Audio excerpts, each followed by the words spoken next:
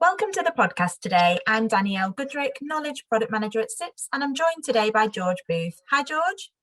Hi, Danielle. How are you doing? Great to have you here. To give you some background to George, he is the Chief Procurement Officer for Lloyds Banking Group PLC, with 28 years business experience gained in global high-tech manufacturing and financial services industries, and specialises in procurement, sourcing, supply chain management, supplier relationship management, divestments, and risk management. He leads a team of approximately 300 based across the UK and manages an annual spend of around 5.1 billion across more than 3,000 active suppliers.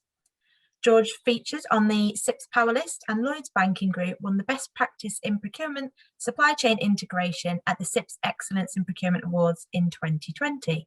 How did you find that process, George?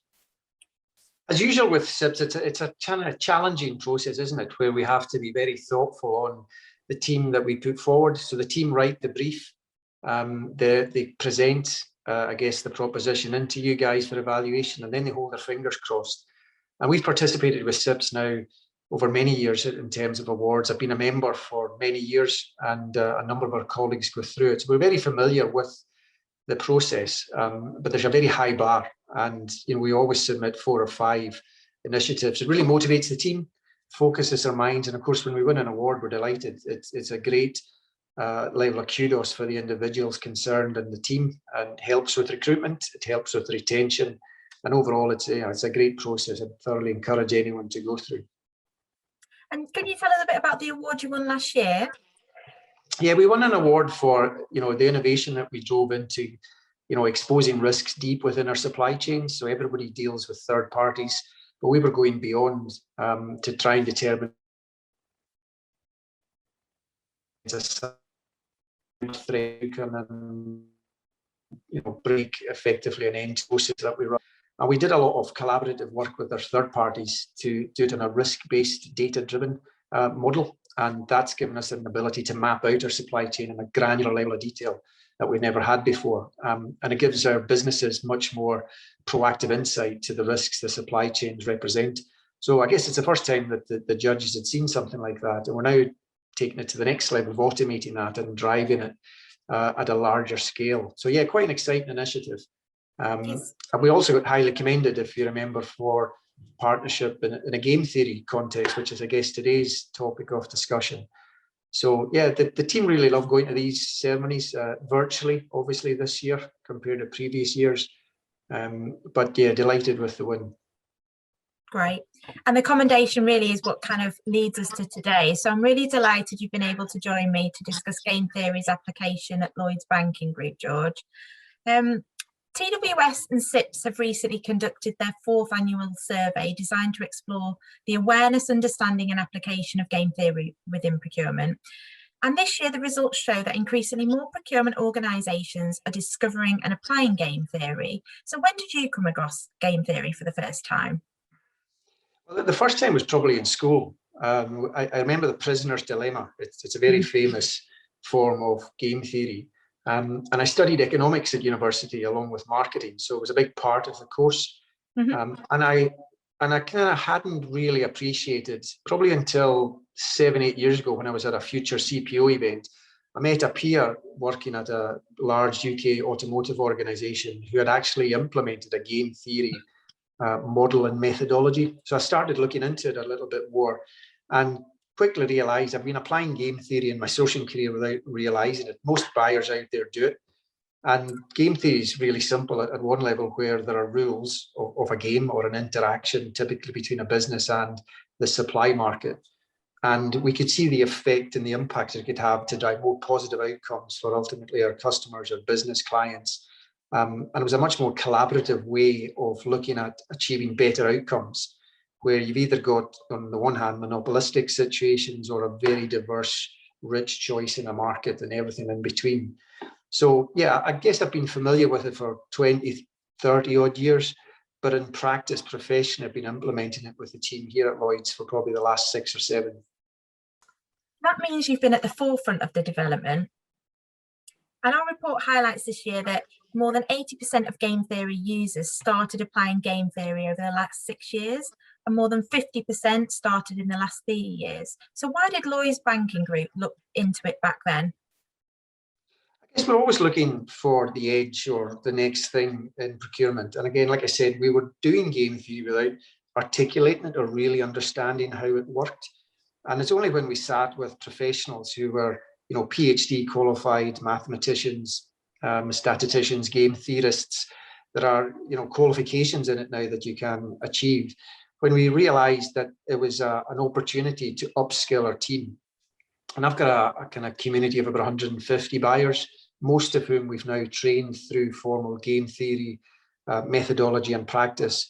The vast majority of whom have undertaken sourcing exercises, applying the core principles of it. Mm-hmm. So we saw it as a way of ultimately driving better outcomes for our business, our customers, and our suppliers. Because the more you have an open, transparent set of rules governing the ultimate aim for win-win outcomes, the better chance you're going to have a positive reputation in the supply markets, where you can attract the very best talent to work for you. You can attract the best suppliers to provide services and goods to you, and you can get the best collaboration with your business clients. Because often in sourcing or procurement, the rules aren't very clear, and it's not obvious why a company won over another, or you didn't pre-position the rules up front and there are disputed outcomes at the end. And quite often the process can end in a bit of a negative way. Mm-hmm. But ultimately, we've got a long-term view in mind that we want to be professionally represented in the supply markets. During my tenure in this role and for my successor and beyond, it's really important that Lloyd's reputation remains very positive. And we saw game theory as a professional way of developing capability with the talent that we have to drive them to the next level of competence. And it attracts, like I said, people to come and work for us to learn these skills. Most definitely. And although most professionals have heard of game theory before, and we've spoken about this to our professionals for some time now, only 50% actually use it in their day-to-day job, according to this year's results. But you've used it for some time. So what does game theory really mean for you? Well, I'd challenge your results, right? Because I suspect 100% of people use it, but don't realize it. The 50% who are more enlightened have maybe gone on a course or studied it a bit more. But in essence, if you think of the game most of us played as kids, Monopoly, right? So when you opened the board up, there was a set of rules. You each got a piece, and you knew that you had to throw a dice, and the first to get round the board, buy as much property and have as much money and bankrupt everyone else was an outcome. There was only one winner. Mm-hmm. The difference here in business is there has to be two winners at the very least, if not maybe three. You might dual source. At the end of the process, the business who invariably own the budget and have the business demand trying to satisfy the customers, working alongside a procurement or a sourcing professional, have to interact with a supply market. So all three have to be winners. You have to ensure you get outcomes that sustain you over a kind of 3, 5, 10-year contract that ultimately comes at the end of the game interaction. And what game theory does is really force you, particularly within a business, to sit and ask, what is it you need? What are you looking for? What do you really value in the game? It's not always price. It might be quality. It might be supply flexibility. It might be innovation. You might have certain risks around geography or geopolitical or economic risks. You might be contemplating using a supplier for the first time. And all the supplier participants have to have confidence that they've got not necessarily an equal chance, but a transparent understanding of their chances of being successful in the sourcing exercise or the game. So what game theory does is force you to sit down and proactively map out what is otherwise potentially chaotic sourcing process, where the business haven't really articulated what you need. You haven't necessarily gone to the right array of suppliers in the market. The suppliers are not clear on the rules that will potentially see them lose out and potentially unfairly. So what it does is give that transparency and fairness and professionalism, if you like, of the sourcing activity.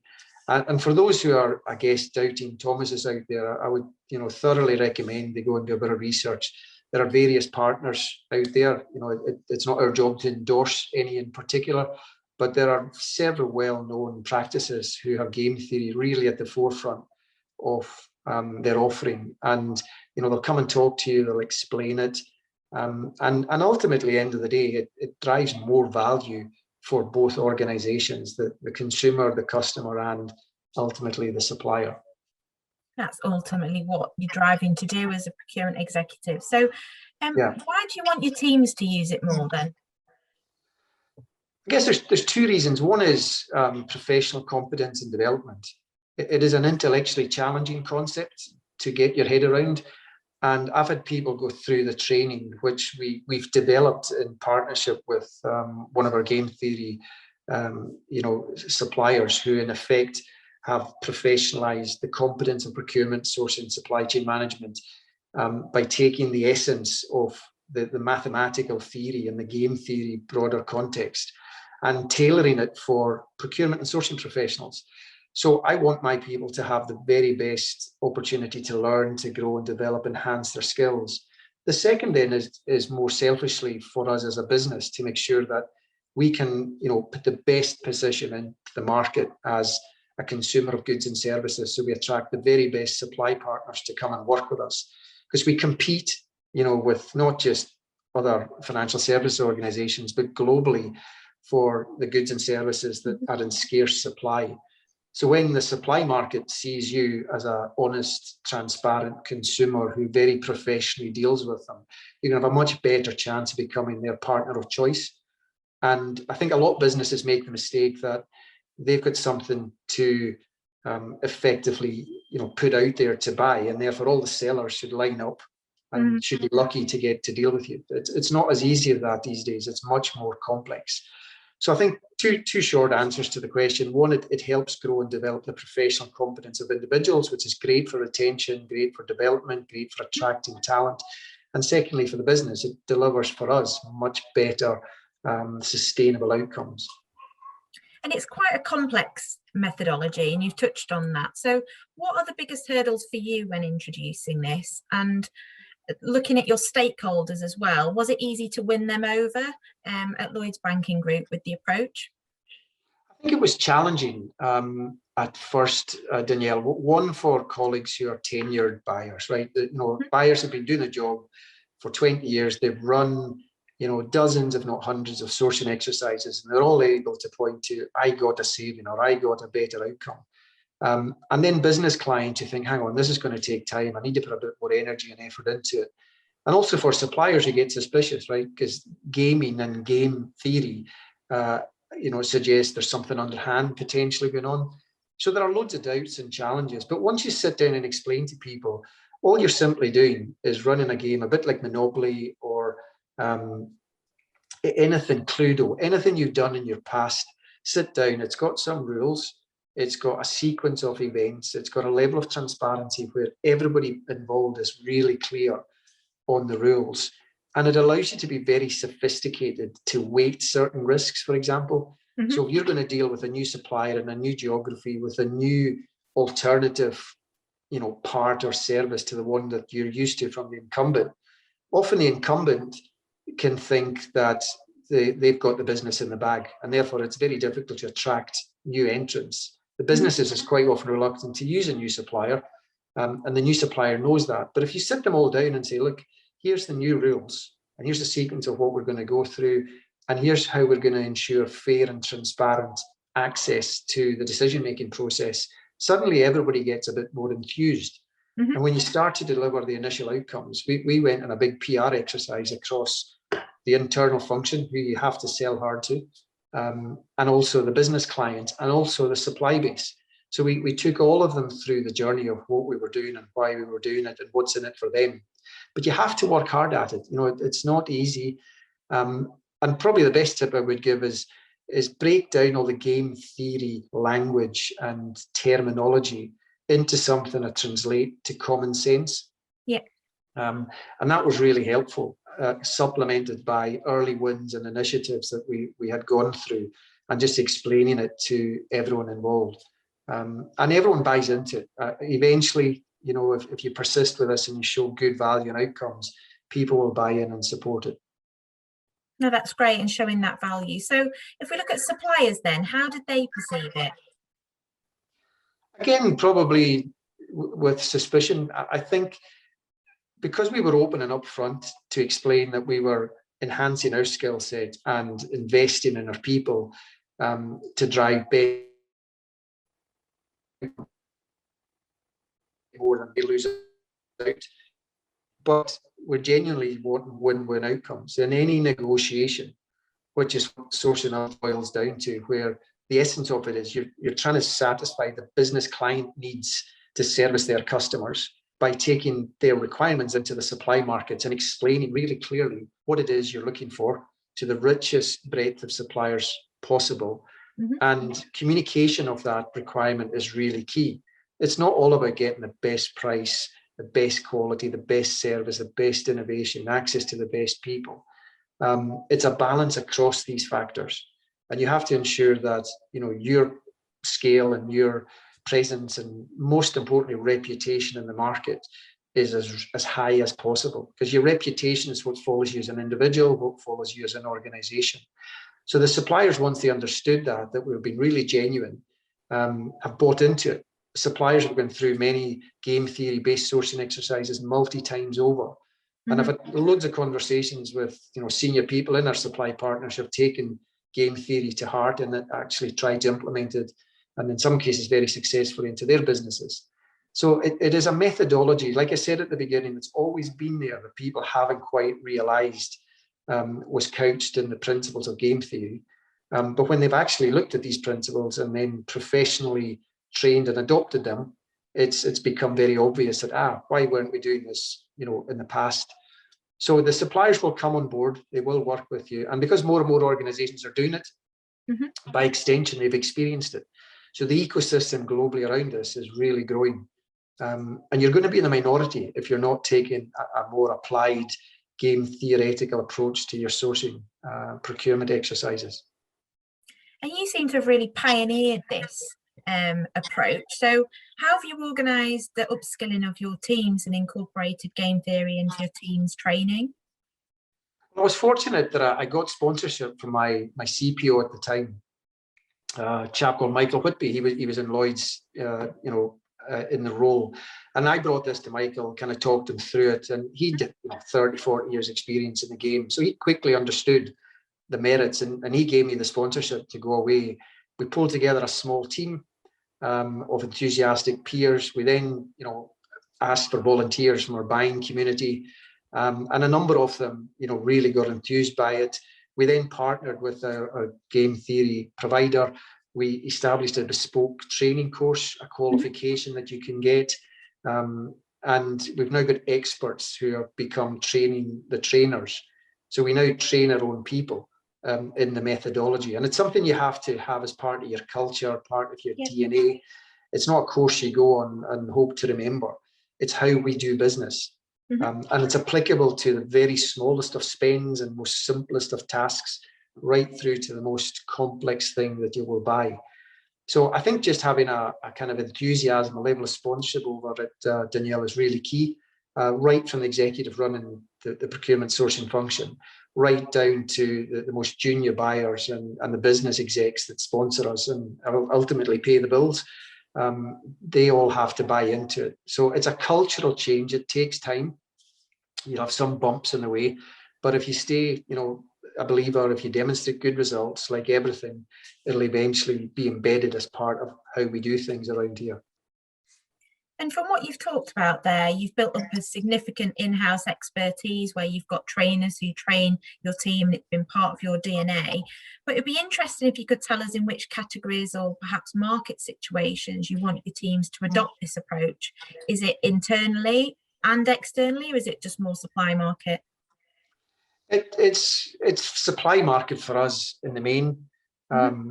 Again, the very core principles of it to make sure that we fairly, ethically, sustainably, transparently source in the markets.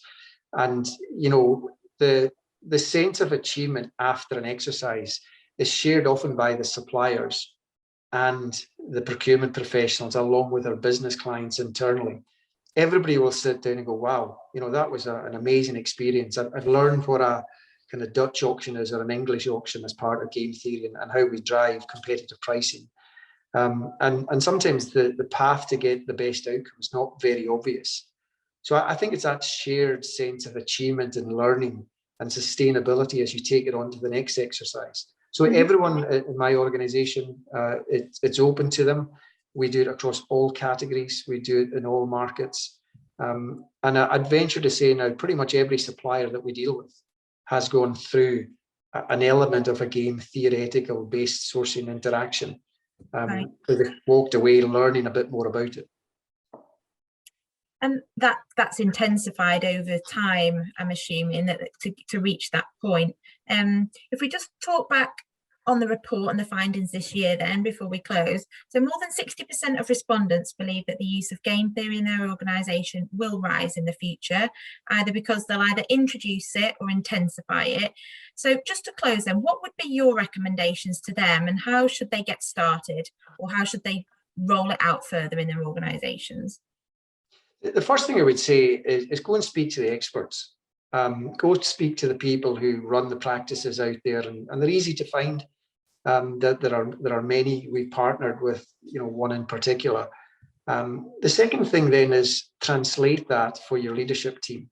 So as a community within, your CPO line, see where there are voices of challenge, voices of support, but as a community, immerse yourself in it. Go on a course, learn about it, run an exercise, and they have game theory games that you can play without necessarily going to the market. And if it's for you, if it fits your culture, if you think it can enhance the outcomes you achieve, you then have to talk to the businesses that you work with, because they're a key part of it, as well as obviously then the suppliers, and explain it. The worst thing you can do is keep it as a secret in some black box and think magically you're going to get amazing outcomes by applying the theory just in the procurement sourcing team. You have to bring your businesses and the suppliers with you. So the second key question is transparency. Be open, be honest about it, and then just rigorously reinforce it, sponsor it, highlight the colleagues who have really stepped up. You always get early adopters, Danielle, I guess. Yeah. And encourage them, nurture them, give them the kind of space to explain what they've done and what they've learned. And probably the last thing is get a sustainable educational investment program in it. Put some money behind it, and it's all part of development and growth and retention. And what is a very tight talent market, largely the UK for us, we want to attract the very best. And if people do leave us, we want to export a really good story as to the skills they've learned, the talent that they bring elsewhere. Because ultimately, it's an ecosystem. And the more organizations that can sustainably and ethically and commercially viably source better in the markets, the stronger the market's going to be. And ultimately, game theory is just a way of doing things. It's like a habit. It's part of the culture. It's part of the DNA. But it takes the effort, going through these steps to get you there. That's so interesting, and so great to hear all the value you've been able to deliver through it, and hopefully part of your talent attraction strategy and retention strategy as well. So thank you for sharing all of that today, George. I really appreciate it. And I hope everyone today enjoyed listening. You can follow the CIPS podcasts and videos at the CIPS YouTube channel. And we look forward to you joining us again soon. Thanks, George. Thank you, Danielle.